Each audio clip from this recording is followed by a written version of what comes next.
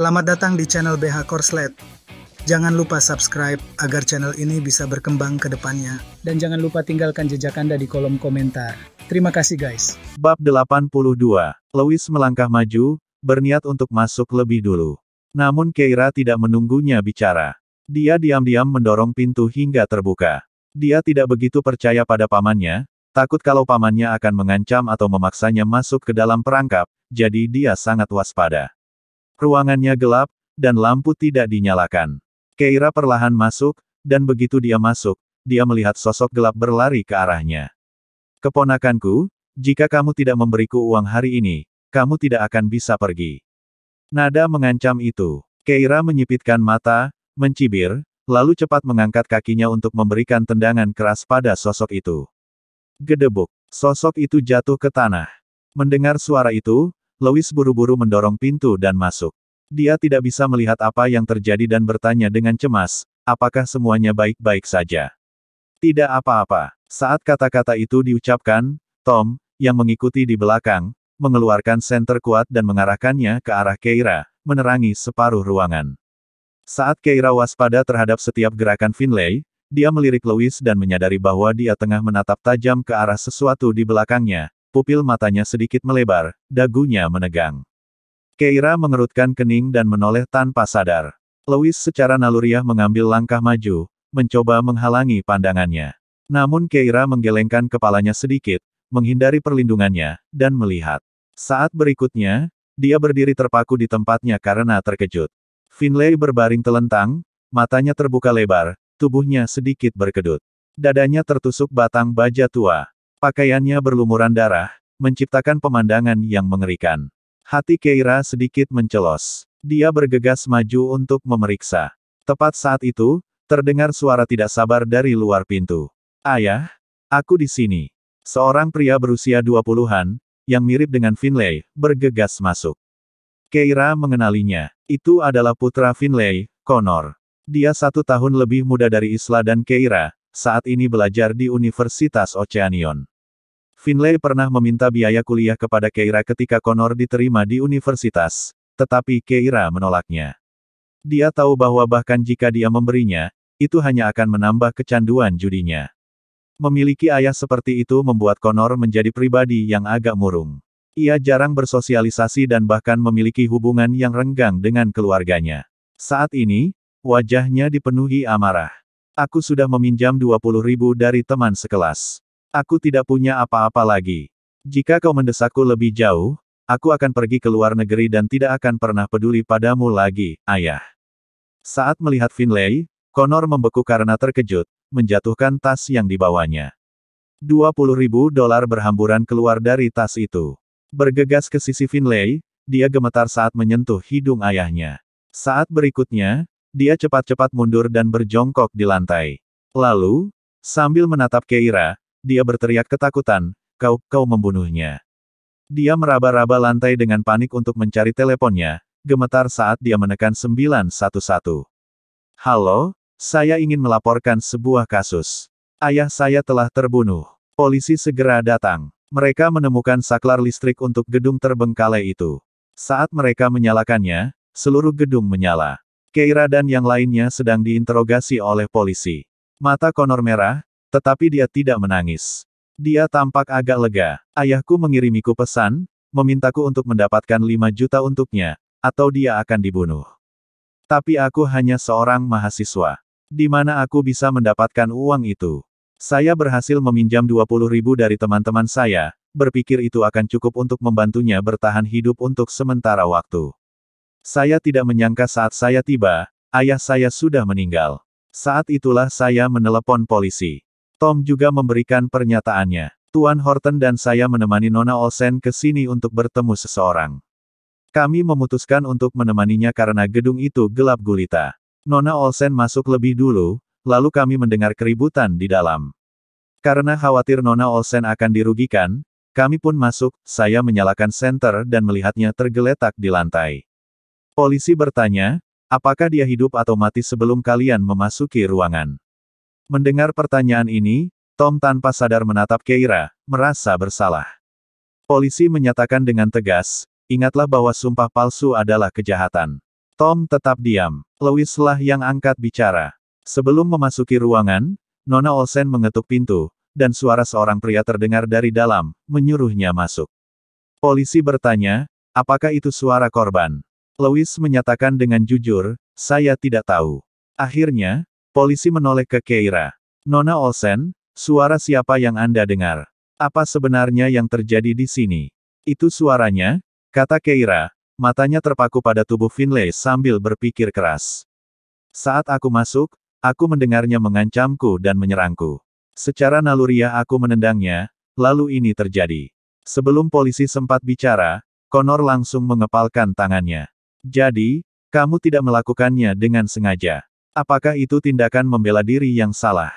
Keira menjawab dengan tenang, aku tidak tahu. Polisi bingung. Apa yang tidak kamu ketahui? Sebelum Keira sempat menjawab, Louis menyela, ruangan itu gelap. Nona Olsen hanya menendang orang itu. Tidak jelas bagaimana dia meninggal. Louis kemudian menoleh ke Keira. Nona Olsen, pikirkan baik-baik. Apakah Anda mendengar suara senjata menembus tubuh, atau pisau yang menusuk? Apakah Anda mendengar teriakannya? Keira, yang telah meninjau setiap detail sebelum polisi datang, langsung menggelengkan kepalanya saat ditanya.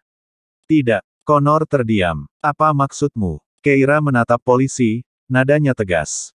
Aku tidak membunuhnya. Polisi itu ragu-ragu sejenak. Seorang wanita muda pasti akan muntah karena ketakutan setelah menyaksikan pembunuhan yang mengerikan itu. Namun, wanita ini tidak hanya mempertahankan ekspresi datarnya, tetapi dia juga sangat logis dalam menjelaskan pikirannya.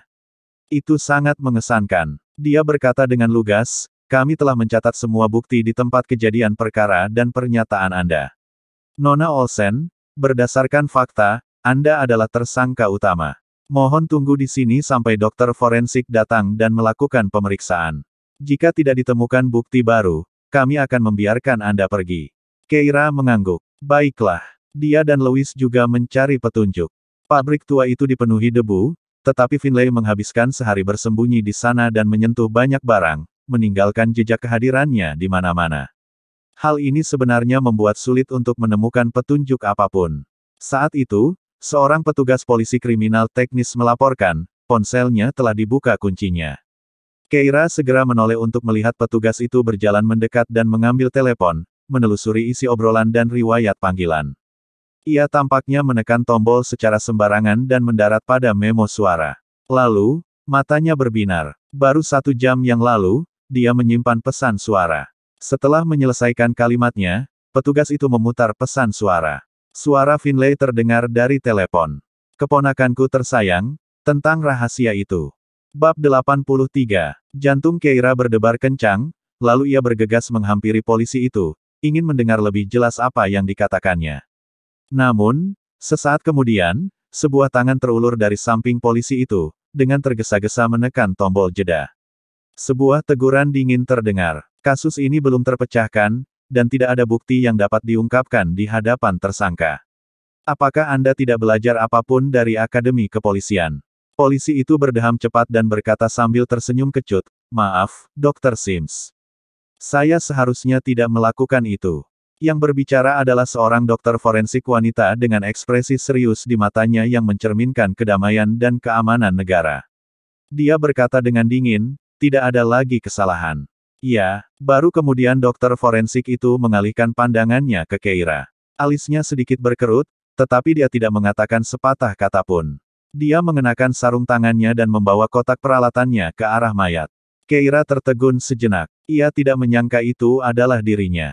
Dia adalah teman sekelas Keira di sekolah menengah, dan teman perempuan pertamanya, Holly Sims. Keluarga Holly telah menjadi dokter forensik selama beberapa generasi. Sejak sekolah menengah, ia telah memiliki rencana hidup yang jelas, yang menyatakan bahwa ia dilahirkan untuk menegakkan keadilan di dunia. Kata-kata naif saat itu menjadi tujuan hidupnya. Dia bersekolah di sekolah kejuruan yang sesuai dengan bidangnya selama sekolah menengah dan di usia muda, dia telah menjadi dokter forensik yang disegani. Namun, Keira menunduk. Holly memiliki beberapa kesalahpahaman tentang Keira, dan dilihat dari tindakannya baru-baru ini, tampaknya Holly masih menyimpan dendam. Keira mendesah pelan. Beberapa menit kemudian, setelah Dr. Sims selesai memeriksa mayat, ia berdiri dan mengumumkan vonisnya. Korban meninggal seketika karena luka tusuk. Ada tanda-tanda pukulan di dada. Waktu kematiannya seharusnya, ia memeriksa waktu. Antara 30 hingga 35 menit yang lalu.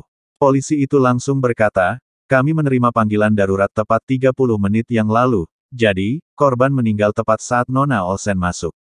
Dia menoleh ke arah Keira. Saat ini, semua bukti mengarah padamu, Nona Olsen. Mengenai suara yang kau sebutkan tadi, mungkin saja jatuhnya korban yang keras menenggelamkan teriakannya. Kau hanya tidak mendengarnya. Selain itu, ada saksi yang membuktikan bahwa korban memang berbicara sebelum kau memasuki ruangan, jadi kau sekarang adalah tersangka pembunuhan. Silakan ikut kami ke kantor polisi untuk penyelidikan lebih lanjut. Keira melirik Holly dan tidak menolak. Baiklah. Melihat kepatuhannya, polisi itu berjalan mendekatinya, bersiap untuk membawanya turun. Namun pada saat itu, Holly mencibir dan berkata, bukankah seharusnya tersangka pembunuhan di borgol untuk mencegah pelarian? Apa kau tidak punya pelatihan dasar sebagai polisi? Polisi itu tertegun dan langsung tertawa getir. Wanita itu sangat kooperatif dalam penyelidikan mereka, dan bahkan jika diasumsikan bahwa dia benar-benar pembunuhnya, tindakan itu tetap akan digolongkan sebagai pembelaan diri yang berlebihan. Itu tidak disengaja, dan dia bukan pelaku kekerasan, jadi borgol tidak selalu diperlukan. Namun, dia tidak membantahnya. Bagaimanapun, tampaknya cukup jelas bahwa Dr. Sims tidak senang dengan wanita ini, oleh karena itu dia mengganggunya. Dia berdeham dan menatap Keira dengan tatapan meminta maaf. Pada titik ini, Louis, yang berdiri di samping mereka, segera melangkah maju, bermaksud untuk berbicara, tetapi Keira diam-diam menggelengkan kepalanya padanya dan kemudian menurutinya dengan mengulurkan tangannya. Setelah borgol dingin dipasang padanya, saat itulah petugas polisi mulai mengawalnya menuruni tangga. Louis mengikutinya. Saya akan segera menyewa pengacara untuk Anda. Sampai pengacara itu tiba, Anda berhak untuk tetap diam. Keira mengangguk. Katakan saja pada nenek aku akan pulang selama beberapa hari. Dimengerti. Saat mereka sampai di lantai bawah, Keira masuk ke mobil polisi, lalu tiba-tiba merasakan kehadiran seseorang yang berat di sampingnya. Dia menoleh untuk melihat Holly, bukan polisi tadi. Saat mobil mulai melaju, Keira bertanya dengan tenang sambil menatap lurus ke depan, bagaimana kabarmu selama bertahun-tahun ini? Holly menatapnya. Tatapan matanya dingin dan dalam. Aku baik-baik saja. Maaf mengecewakanmu. Keira terkejut dan ragu sejenak sebelum berkata, saat itu, aku. Diam. Holly berkata dingin. Kau pembohong. Aku tidak percaya sepatah kata pun yang kau katakan. Keira terdiam. Dia mendesah pelan. Namun, Holly bertanya, pria yang tadi, apakah dia pacarmu? Keira tidak ingin berbohong. Secara hukum, dia suamiku. Holly tampak terkejut. Kau sudah menikah. Keira merasa seperti orang yang kasar, jadi dia berkata perlahan, situasiku dengannya agak rumit. Kami. Holly memalingkan mukanya. Kau melakukan hal yang benar. Bahkan jika kau mengirimiku undangan, aku tidak akan hadir. Keira merasa terdiam. Baru saat itulah dia menyadari mengapa Holly marah. Dia berasumsi Keira telah menikah tanpa memberitahunya. Keira menggelengkan kepalanya dan tersenyum pahit. Tepat saat dia hendak mengatakan sesuatu, suara Holly meninggi lagi. Jadi, dialah lelaki yang ingin kau nikahi saat itu. Keira terkejut sejenak. Setelah beberapa saat, dia berkata dengan suara rendah, tidak. Holly mencibir. Kau memang bisa bosan dengan yang lama dan beralih ke yang baru. Kau bahkan bisa meninggalkan anak itu, jadi bagaimana mungkin kau bisa mempertimbangkan teman-teman yang lain? Keira mencoba menjelaskan, sebenarnya, saat itu. Sudah kubilang diam. Wajah Holly memerah karena marah. Jangan pikir dengan mengungkit persahabatan kita di masa lalu, aku akan membantumu. Aku sudah lama melihat sifat aslimu. Kau hanyalah penipu. Keira terdiam. Dia tidak mengatakan apapun lagi. Namun, Holly menoleh untuk menatapnya lagi. Berhentilah memikirkan semua kekacauan ini. Kau seharusnya lebih memikirkan kasusmu. Kasusmu ini sangat rumit, dan semua bukti yang ada saat ini mengarah padamu. Jejak di tubuhmu juga mengarah padamu, dan aku tidak akan membantumu menyembunyikan apapun, apa kau tidak khawatir sedikit pun. Keira tersenyum percaya diri. Karena kau di sini, aku yakin aku akan terbukti tidak bersalah. Kau pernah berkata bahwa kau ingin menegakkan keadilan dunia. Kau tidak akan pernah membiarkan siapapun dirugikan di bawah tanggung jawabmu. atau membiarkan penjahat melarikan diri. Holly sedikit terkejut. Dia tidak tahu apakah dia terkejut dengan keyakinan Keira yang kuat padanya, atau karena dia teringat akan kata-kata bersemangatnya di masa lalu. Telinganya sedikit memerah. Namun kemudian dia menggerutu pelan lagi, "Jangan merayuku. Aku tidak percaya sepatah kata pun yang kau katakan. Keira, jika kau pembunuhnya, aku akan memastikan keadilan ditegakkan." Mereka segera tiba di kantor polisi. Keira dicurigai melakukan pembunuhan dan ditahan sementara. Holly secara pribadi mengantarnya ke pusat penahanan dan menempatkannya di sel tunggal. Dia berdiri di luar sel, menatap Keira dengan mantap. "Kau yakin kau tidak membunuhnya?" "Iya," Holly mengerutkan kening. "Lalu apa masalahnya dengan suaranya?" Keira menjawab, "Mungkinkah itu rekaman di telepon? Apakah teleponnya tidak ditemukan? Bisakah kamu memeriksanya?" Holly mencibir. "Ponsel itu ada di kantor polisi. Tidak akan hilang. Itu bukti penting." Setelah selesai berbicara, dia menatap Keira dengan mantap. "Kau yang mengangkat telepon itu. Tidakkah kau ingin tahu pesan apa yang dia tinggalkan untukmu?" Mata Keira berbinar. "Maukah kau memberitahuku?" Tentu saja. Menentukan apa yang akan dikatakan selanjutnya, Holly tetap tenang. Bab 84. Holly berkata perlahan, "Itu pesan suara yang ditinggalkan untukmu, jadi itu hakmu untuk diberitahu." Keira bertanya, "Apa yang dia katakan?" Holly menjawab dengan formal, "Peraturan departemen tidak memperbolehkan tersangka mendengar bukti, tapi jangan khawatir, begitu hasil persidangan keluar, apakah kamu pembunuhnya atau bukan, aku akan memberitahumu." Keira terdiam. Holly, si kecil yang ngotot tahu cara menggoda orang sekarang. Sambil melangkah mundur, Keira mendesah. Holly memperingatkannya lagi, "Tetaplah di sini dan percayalah pada kami. Kami tidak akan menyakiti orang baik manapun." Setelah mengucapkan kata-kata itu, dia berbalik dan pergi. Meski sudah pulang kerja, Holly tidak pergi melainkan langsung menuju kamar mayat departemen forensik. Ketika seorang petugas jaga melihatnya, ia langsung bertanya, "Dr. Sims, mengapa Anda datang terlambat? Bukankah kasusnya tidak mendesak? Mengapa tidak membedah mayatnya besok siang?" Namun, Holly berkata, "Semakin cepat penyebab kematian diketahui, semakin cepat pula tersangka dibebaskan." Petugas itu langsung berkata, "Maksud Anda, tersangka tidak membunuh orang ini?"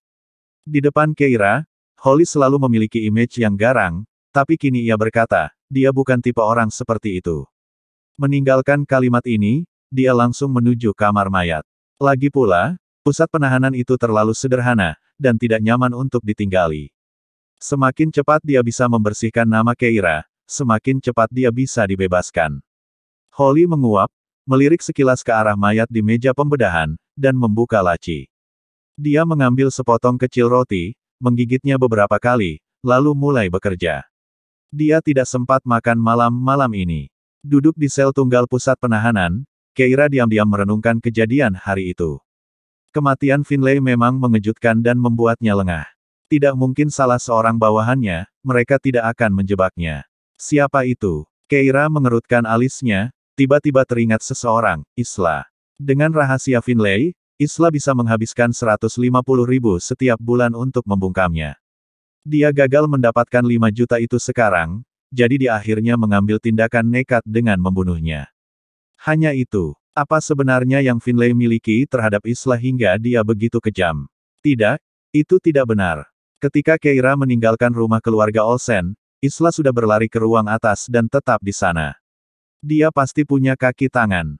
Pikiran Keira sangat jernih. Namun, dia terkurung di sini, dan ponselnya disita, jadi dia tidak bisa menghubungi siapapun di luar.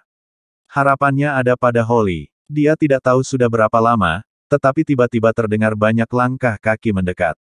Tak lama kemudian, beberapa polisi berdiri di luar pintunya. Petugas muda yang menangkapnya hari ini melaporkan kepada petugas lain, "Kapten Lincoln, ini tersangka pembunuhan, Keira Olsen." Kapten Lincoln adalah seorang pria berusia 30-an.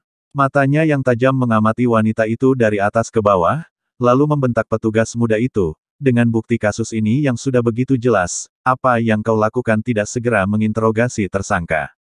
Bawa dia ke ruang interogasi." Polisi muda itu buru-buru membuka pintu dan meminta Keira keluar. Tepat saat dia melangkah keluar, Kapten Lincoln langsung mendorongnya.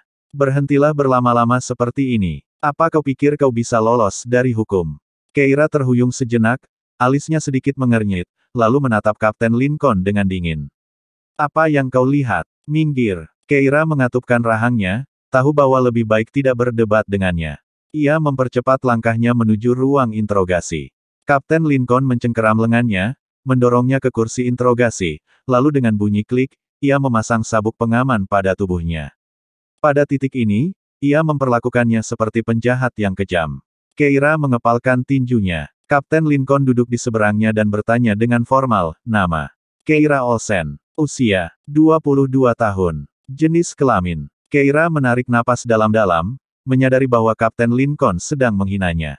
Ia ingin marah, tetapi ia menahannya. Wanita. Kapten Lincoln menatapnya dan terus bertanya, apa hubunganmu dengan almarhum? Keira berkata, dia adalah pamanku. Kapten Lincoln melihat informasi di tangannya. Almarhum meminta $5 juta kepadamu untuk melunasi utang judinya. Jadi, kamu membencinya, dan ketika dia dekat denganmu, kamu mengusirnya. Keira menarik napas dalam-dalam, merasakan kedengkian dari pihak lain. Dia menatap Kapten Lincoln dan berkata perlahan, apakah itu seharusnya menjadi pertanyaan yang mengarahkan? Kapten Lincoln segera menatapnya. Saya hanya menyatakan fakta. Anda hanya perlu mengatakan ya atau tidak. Keira menundukkan pandangannya. Saya berhak untuk tetap diam sampai pengacara saya datang. Kau punya hak, dasar brengsek. Kapten Lincoln dengan marah membanting buku catatannya ke meja dan melotot ke arahnya. Ini Clara, setiap warga negara punya kewajiban untuk bekerja sama dengan kami dalam penyelidikan ini. Terutama tersangka sepertimu. Jawab pertanyaanku, sekarang. Dia berdiri. Kami memiliki semua bukti material, dan tidak ada sidik jari selain sidik jari Anda di tempat kejadian. Finlay tertusuk dari belakang dengan batang baja, jadi jika Anda tidak mengakui pembunuhan yang tidak disengaja, kami harus mencurigai Anda melakukan pembunuhan berencana. Dia datang di hadapan Keira. Katakan padaku, apakah kamu menyimpan dendam terhadap orang yang sudah meninggal itu? Keira mengatupkan rahangnya, mengangkat kepalanya, dan menatap Kapten Lincoln, sambil berkata, tidak. Kau bohong, teriak Kapten Lincoln, jika kau tidak menyimpan dendam, saat dia menyerangmu, reaksi bawah sadarmu seharusnya menghindar. Kenapa kau menendangnya? Keira mengepalkan tinjunya. Dia pindah dari rumah saat dia masih di sekolah menengah, jadi dia tidak punya rasa aman dan tahu bahwa tidak ada yang akan melindunginya. Saat orang lain menunjukkan agresi, tindakan intuitifnya bukanlah menghindar tetapi menyerang. Tetapi dia tahu, apapun yang dikatakannya sekarang, tidak ada gunanya, jadi dia tutup mulut saja. Melihatnya seperti ini, Kapten Lincoln mencibir. Yah, kau pikir kau bisa lolos hanya dengan tetap diam. Dia segera berjalan mendekat dan tiba-tiba menyalakan lampu terang, menyorotkannya langsung ke mata Keira. Cahaya itu begitu terang, dan tanpa sadar membuat seseorang ingin melindungi mata mereka, tetapi tangan Keira terjepit di kursi interogasi, jadi dia tidak bisa melindungi matanya. Dia memiringkan kepalanya sedikit, tetapi dia tidak dapat menghindari cahaya yang menusuk itu. Meski matanya tertutup, matanya tetap saja merah. Tepat setelah 5 menit, matanya mulai kering dan perih, dan tanpa sadar dia meneteskan air mata. Suara Kapten Lincoln terdengar. Bicaralah. Apakah Anda mengakui pembunuhan yang tidak disengaja atau tidak? Keira menarik napas dalam-dalam. Aku tidak membunuh siapapun. Kapten Lincoln mencibir. Masih main-main. Kalau begitu mari kita nyalakan lampu selama 2 jam. Kalau kau masih tidak mengaku, maka kau bisa bermalam di sini. Mata Keira semakin sakit. Air mata mengalir tak terkendali, membuatnya ingin mengusapnya. Baru belasan menit berlalu, dan sudah seperti ini. Kalau benar-benar bunyinya keras sepanjang malam, matanya bisa rusak. Sementara itu, di luar kantor polisi, Louis datang bersama seorang pengacara. Bab 85. 1 jam kemudian, setelah Holly melakukan otopsi, ia menemukan penyebab kematian memang dari luka tusuk, tidak ada perbedaan pada waktu kematian. Itu bermasalah. Memang, semua bukti mengarah pada Keira. Saat dia menggigit roti gulung kecil, sambil memikirkan buktinya, dia tiba-tiba berpikir, apakah Keira sudah makan malam hari ini? Dia segera menyerahkan laporan otopsi, mengambil beberapa roti gulung, dan menuju ke bawah. Tetapi saat dia tiba di lantai bawah, dia melihat orang-orang di ruang interogasi. Dia melirik sekilas dan terkejut melihat Keira di monitor. Holly bergegas menghampiri, melihat mata Keira yang merah dan bengkak. Karena khawatir, dia langsung bergegas ke ruang interogasi dan mematikan lampu. Ruangan menjadi gelap, namun mata Keira masih sedikit perih. Dia mendongak dengan linglung. Segala sesuatu tampak putih dan kabur di hadapannya, dan telinganya menangkap pertanyaan marah Holly. Apa yang kau lakukan? Siapa yang mengizinkanmu menginterogasinya? Kapten Lincoln berdiri, saya melakukannya. Holly melotot padanya. Kapten Lincoln, penyiksaan adalah tindakan ilegal. Kapten Lincoln melempar rokoknya ke lantai dan menginjaknya dengan sepatunya. Aku baru saja menyalakan lampu sorot. Itu karena dia tidak mau mengaku. Wajah Holly menjadi gelap. Tidak perlu terburu-buru. Interogasi semalam. Serius. Kapten Lincoln mencibir. Jika kita tidak menginterogasinya semalaman, haruskah kita menunggu mereka membuat cerita konspirasi? Sekadar memberitahu Anda, orang di sana adalah orang kaya, dan kurasa seorang pengacara sudah datang untuk mengurus jaminannya. Holly mengerutkan kening, kau tidak perlu khawatir. Dia tidak memenuhi persyaratan untuk dibebaskan dengan jaminan. Kapten Lincoln berkata, bagaimana mungkin? Bukankah orang-orang kaya ini suka menderita penyakit aneh? Mereka tinggal mendapatkan surat keterangan sakit, dan semuanya beres. Anda pernah melihat kasus seperti ini sebelumnya. Bagaimana jika dia kabur ke luar negeri, lalu siapa yang akan bertanggung jawab atas kematian orang itu? Holly menjawab dengan tegas, aku yang akan bertanggung jawab. Kapten Lincoln mencibir, kau akan bertanggung jawab. Bagaimana? Holly menunjuk ke seragamnya. Aku akan bertanggung jawab dengan seragam yang kukenakan ini. Apa tidak apa-apa? Kapten Lincoln tidak menyangka dia akan mengatakan ini, jadi dia terdiam sejenak. Tiba-tiba, teleponnya mengeluarkan suara. Dia meliriknya dan mendongak sambil mencibir. Dokter Sims, Anda terlalu naif, ikuti saya. Holly mengerutkan kening dan mengikuti Kapten Lincoln. Begitu mereka meninggalkan ruang interogasi, akhirnya dia berkata, Kapten Lincoln, saya tahu kasus sebelumnya yang pernah Anda tangani. Generasi kedua yang kaya itu menggunakan penyakit jantung sebagai alasan pembebasan dengan jaminan dan kemudian melarikan diri ke luar negeri, sehingga kasusnya masih belum terpecahkan. Tapi Anda tidak boleh menggeneralisasi dengan stereotip. Saya tidak tahu tentang yang lain, tetapi Keira Olsen jelas bukan salah satu dari mereka. Namun, Kapten Lincoln berbalik dan menatapnya. Benarkah? Pengacaranya sudah ada di lobi depan. Saya baru saja menerima informasi bahwa mereka mengajukan jaminan dengan alasan dia sakit. Di lobi depan, pengacara sedang mengisi permohonan jaminan. Samuel mengikuti Louis dari belakang, mondar-mandir dengan cemas. Kenapa harus hari ini? Ini sudah waktunya bulan ini, dan bos pasti sedang tidak enak badan. Dia harus dirawat. Louis mengerutkan kening. Penyakit apa yang dideritanya? Samuel mendesah. Dia menderita anemia defisiensi besi yang parah. Kekurangan zat besi. Louis tiba-tiba teringat nama WhatsApp Keira, Need Iron. Apa itu alasannya? Samuel berkata dengan cemas, apakah menurutmu anemia defisiensi zat besi adalah penyakit ringan? Bahwa kamu bisa mengatasinya dengan mengonsumsi suplemen sedikit saja di hari-hari biasa. Kondisi bosku berbeda. Penyakitnya aneh. Samuel mendesah, tidak ada alasan medis yang diketahui untuk anemia yang dideritanya. Hanya saja tubuhnya anehnya tidak menyerap unsur zat besi apapun. Oleh karena itu, ia harus menjalani infus zat besi bulanan yang teratur secara paksa. Ia harus menjalani infus besok. Louis mengerutkan kening. Bagaimana kalau dia tidak menerima infus tepat waktu? Samuel menegangkan rahangnya, paling tidak, dia akan menggigil, wajahnya akan pucat, dan dia akan merasa sangat lemah dan pusing. Yang terburuk, dia bahkan mungkin mengalami syok. Setelah mengalami syok, jika dia tidak menerima perawatan tepat waktu, nyawanya bisa terancam. Ekspresi Louis berubah serius. Dia menoleh ke pengacara. Lakukan secepat mungkin. Pengacara itu memasang wajah masam, Tuan Horton, proses mendapatkan jaminan agak merepotkan. Sekarang sudah tengah malam, semua departemen reguler tidak bekerja. Saya khawatir kita baru bisa menyelesaikannya besok.